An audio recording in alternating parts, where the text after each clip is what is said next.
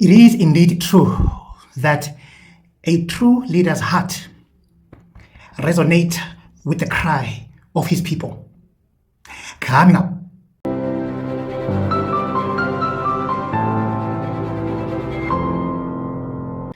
Ibrahim Traore, the captain, the captain president of Burkina Faso, has recently made a monologue speech directed to Cyril Ramaphosa and his ANC, and of course, also to the youth or the young people of South Africa.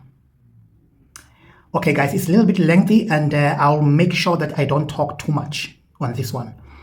I want you South Africans. I'm talking to South Africans. I'm not talking to those people who are calling us xenophobic and all those kind of people. I'm addressing you South Africans. I'm saying, guys, with leaders like Ibrahim Traore, we are not on our own. Oh my goodness. What a speech. Listen to this. Comrades of Africa, brothers and sisters from across our beloved continent, we are living in a time when the soul of Africa is being auctioned, where leadership is no longer about principle, but preservation, where liberation movements have turned into elite clubs, and we are told to keep quiet, to be patient, to wait for reform. But I say, the time for waiting has passed. Our people are tired of begging for the fruits of their own soil. Look at South Africa, a land rich with struggle, a people who fought so fiercely for freedom. But what do we see today? A ruling party that was once a symbol of defiance, now defending privilege. A government that speaks of transformation, but bows to capital. A president who speaks of unity, but governs through caution and compromise. President Ramaphosa, with all due respect, what legacy will you leave? You had a chance to ignite the dreams of Mandela, with the courage of Sankara, but instead, you sit in boardrooms while shacks grow around the cities. You promise jobs while the youth rot in unemployment. You speak of renewal but protect the same structures that bleed your people. This is not leadership, this is management of decline. Cyril Ramaphosa is not the only one, but he is the most symbolic because he leads a nation that once inspired the world. South Africa was the beating heart of resistance against apartheid. It was the flame of hope that reminded us that no matter how brutal a system, the people could overcome it. But look at what has happened now. The same party that once produced heroes like Chris Hani and Steve Biko now produces scandals, silence, and soft hands toward exploitation. Under Ramaphosa, the ANC has become more interested in managing inequality than eradicating it. There is no courage in that. There is fear of confronting the rich, fear of upsetting the West, fear of radical change. But I say this. If your leadership does not disturb the comfortable, it is not leadership. If your leadership only exists to maintain the peace of the wealthy while the poor suffer in silence, then you are not leading, you are managing the status quo. Africa does not need managers. Africa needs visionaries. We need men and women who are willing to be hated by the powerful if it means they can be loved by the people. We need leadership that takes risks, not for personal gain, but to free the continent from the systems that have held us in chains long after colonial flags came down. Leadership is sacrifice. It is long nights without sleep, knowing your decisions carry the weight of millions. It is being willing to lose everything so that the people can gain something. That is what we are trying to do in Burkina Faso. We are not perfect, and we make mistakes, but we are not afraid to confront the truth. We know that if we keep pretending that everything is fine, we will keep dying slowly from poverty, from terrorism, from the psychological wounds of dependency. And this is what pains me most when I see what is happening in South Africa. You have the power, you have the institutions, the wealth, the history of struggle, yet you choose moderation. You choose gradual change while the mines are still owned by the same corporations. You speak of progress while millions remain in informal settlements, living in conditions no human being should endure. Where is the courage to challenge these conditions? Where is the fire that once burned in the ANC? I am not saying leadership should be reckless. I am saying it must be bold. There is a difference between recklessness and resolve, between chaos and conviction. Courageous leadership listens to the people, not only to consultants. It dares to ask difficult questions. It refuses to accept that Africa's only role in the world is to export raw materials and import dependency. It builds education, not empires for the elite. It puts agriculture before luxury imports. It prioritizes sovereignty over applause from the World Economic Forum. Many African leaders today wait for approval from outside before acting inside their own countries. They wait for development aid instead of developing themselves. They say they are being pragmatic, but I ask, what has this pragmatism delivered? Have we ended hunger? Have we ended youth unemployment? Have we ended foreign control of our resources? No. What it has delivered is more of the same: conferences, communiques, and continued suffering. That is not courage. That is cowardice, dressed in diplomacy. Africa needs to wake up. And for that to happen, its leaders must be the first to wake up. The people are ready. They have always been ready. They are the ones who rise at dawn to work the land. They are the ones who continue to believe, even after decades of betrayal. What they need now is not another campaign promise. They need leadership that walks beside them, eats with them, suffers with them, and fights for them. That is the leadership I believe in. That is the leadership we must demand across this continent. From Ouagadougou to Pretoria, from Nairobi to Dakar, from the smallest village to the highest office, let it be known, we will no longer follow those who choose comfort over courage. Africa must rise, and only fearless leadership can make that rise possible. The ANC has lost its revolutionary spirit. What was once a movement of the people has become an institution of the powerful. It has gone from resisting the apartheid regime to preserving the comfort of the post-apartheid elite. This is not a betrayal that happened overnight, and it is not the failure of one man alone. It is the slow erosion of principle by convenience, of radicalism by rhetoric, and of people's power by political careerism. The ANC that once dared to confront the most brutal system in modern history now struggles to confront the banks, the corporations, and the legacy of inequality that still poisons South Africa's soil. When we were young, we looked to South Africa with hope. We saw Mandela, Sisulu, Tambo, and Biko not as saints, but as symbols of what Africa could become. The struggle in the townships of Soweto, the resistance in the mines, the defiance of youth in the face of military oppression, all of it gave strength to movements across the continent. South Africa was not perfect, but it had a spirit, a fire. That fire was the belief that political freedom must be matched with economic freedom, that black liberation meant not just voting but owning the land, the means of production, and the future. But now I ask you, where is that fire? Where is the commitment to economic justice when land reform remains a promise buried in paperwork? Where is the spirit of equality when wealth remains in the hands of a few and black poverty continues to deepen? Where is the radical transformation when policies are designed to please foreign investors instead of liberating the youth from the chains of unemployment? Under Cyril Ramaphosa, we do not see the rebirth of a revolutionary movement. We see its funeral, attended by smiling men in suits, speaking of renewal while doing everything to avoid upsetting the established order. They talk of building consensus, but with whom? With the mining houses that have looted the earth, with the corporations that dictate the terms of national policy, with the consultants who design economic models that never touch the streets of Khayelitsha or the rural Eastern Cape.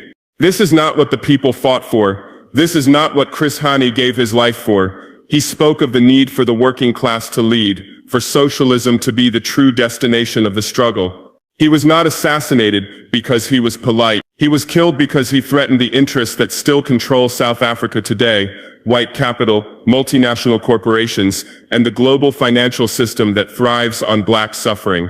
The ANC has forgotten this. It now walks hand in hand with the very forces it once condemned. Its leaders live behind walls while the people live behind broken promises. They campaign with struggle songs, but govern with neoliberal policies. They remember the past when it is convenient, but they betray it every time they sign away the country's wealth to foreign-owned companies. Let me be clear. I do not hate the ANC. I grieve for what it has become. I grieve for the comrades who died believing in a future that now feels further away than it did 30 years ago. I grieve for the mothers who believed that democracy would bring food to the table and dignity to their sons. I grieve for the youth who were told that education was the key, only to find the door still locked by inequality and corruption. We must speak honestly. There can be no revolution without truth. The ANC has become a machine for electoral survival, not a force for social transformation. Its leaders speak of national development plans and long-term visions while failing to address the immediate needs of the people. They defend institutions that do not serve the people. They compromise with those who offer nothing but further domination. And this is why I speak not just to South Africa, but to all of Africa. Do not worship movements. Do not assume that because a party once led a revolution, it will always serve the people. Revolutions are not inherited. They are renewed through struggle, through courage, through action. If we keep supporting leaders who have abandoned the people, we become complicit in our own oppression. I say this to the youth of South Africa. You do not owe blind loyalty to any party. You owe loyalty to the truth, to justice, to the vision of a free, equal, and prosperous Africa. If the ANC cannot return to its roots, then you must build something new. If it cannot confront the banks, then you must. If it cannot reclaim the land, then you must. The power is with you, not with them. Africa's future will not be written by those who protect the past. It will be written by those who dare to break from it. The ANC once showed us what was possible. Now it shows us what happens when movements become comfortable, when power is preserved instead of transformed. That is a lesson we must learn and never repeat. Let us not mourn the death of revolutionary spirit. Let us rekindle it. Let us build anew. Let us honor the struggle not with slogans, but with sacrifice, with service, and with the unshakable commitment to make real the promise of liberation. The struggle continues, and we must not let comfort be the coffin in which revolution is buried. Youth and the poor have been betrayed. This is not an accusation made lightly. It is a truth that echoes from the dusty streets of our townships to the forgotten corners of our rural villages. It is the silent cry of a generation that was promised freedom, but lives in chains. It is the loud silence that fills every room where politicians speak of progress, while millions of young people sit at home with degrees in hand and nothing to show for it. In South Africa, as in much of Africa, youth are told they are the future. They are praised in speeches, held up as symbols of hope, and courted during elections. But once the votes are counted, they are discarded like pamphlets. Their energy is not harnessed, it is ignored. Their talent is not cultivated, it is wasted. And their desperation is not addressed, it is criminalized. This is the greatest betrayal, that after centuries of colonialism, decades of apartheid, and years of promised transformation, the majority of young black South Africans remain on the margins of the economy. They watch as the children of the rich attend the best schools, access the best jobs, and inherit the best opportunities. They are told to work hard, but they are not given work. They are told to dream, but are never handed the tools to build those dreams. How can a young man believe in democracy when he has never tasted its fruits? How can a young woman believe in freedom when her stomach is empty and her future uncertain? We cannot speak of revolution if we do not place the youth at the center. We cannot speak of justice while the working class struggles to survive. The government speaks of reducing unemployment, but their solutions are crafted in boardrooms, not in the streets where the unemployed gather. They design policies based on numbers, not on lives. They do not ask the youth what they need. They tell them what they can't have. Under President Ramaphosa, the betrayal has deepened. There was hope that with his rise would come renewal, that he would tackle corruption, invest in education, and fight for the poor. But what has come instead is delay, excuses, and empty gestures. The rich are still rich, the poor are still poor, and the youth, who should be building the nation, are instead building nothing because they have been locked out. Look at the townships, look at the informal settlements. These are not statistics. These are communities full of potential that has been abandoned. Children walk long distances to under-resourced schools. Young people graduate with qualifications, but no opportunities.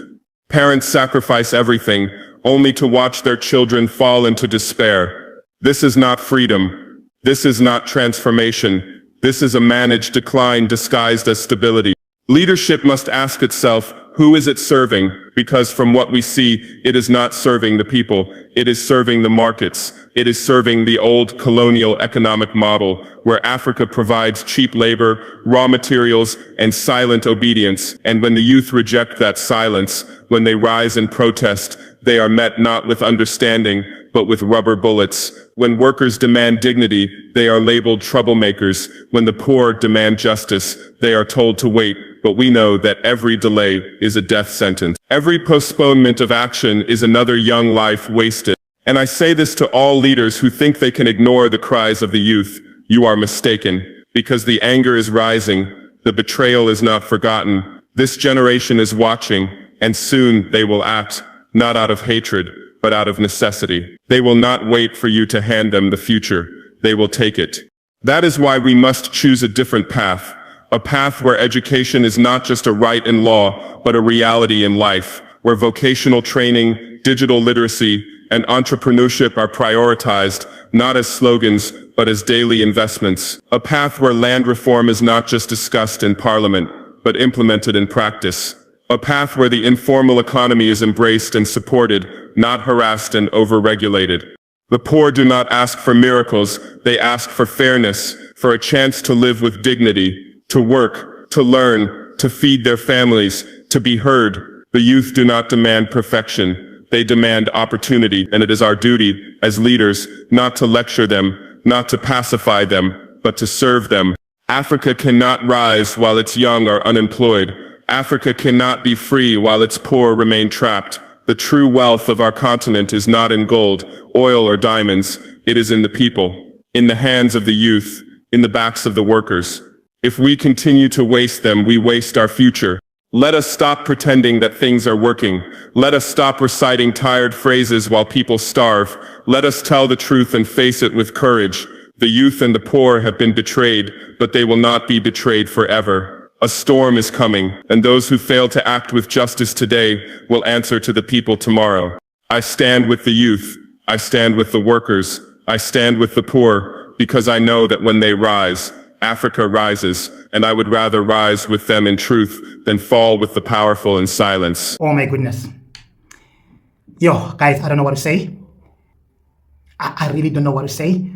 But to all South Africans out there who've been victims of crime and unemployment in this country, victims of unsecured and open borders, you've been right all along. You've been indeed victims of dysfunctional system created by the ruling party and the Cyril Ramaphosa of today. So I'm saying to you, South Africans, guys, let's rise up and fight for ourselves. Let's fight for our future. Let's fight for our children, or we die like fools. What do you think? Let me hear your comment below. And of course, if you are coming for the first time, don't forget to like, share, and subscribe.